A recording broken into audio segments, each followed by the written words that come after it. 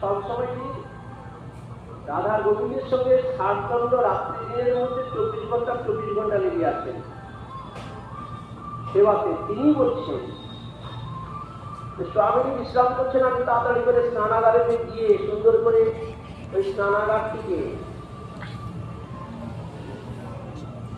জল দিয়ে ধুয়ে মুছে পরিষ্কার করে সুগন্ধ দিয়ে সৌরভিত করে স্নানের জন্য সুন্দর জলের সুগন্ধ জলের ব্যবস্থা করে মন্দিরে রাধারানীকে নিয়েছে।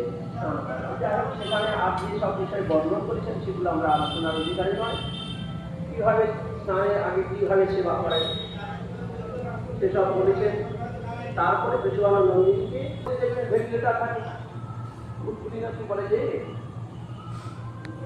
স্নান করবার পরে চর্চাবদ্ধ স্নান ওই রঘুনাথ দাসের স্বামী পাস মন্ত্রী স্বরূপেতে রাধারানী স্নান করিয়েছেন। সেগুলো মার্জনার পরে ওই ফুলটাকে পিছনের দিকে করে ওই নিগড়ে নিগড়ে তুলে জলটা খেয়েছে।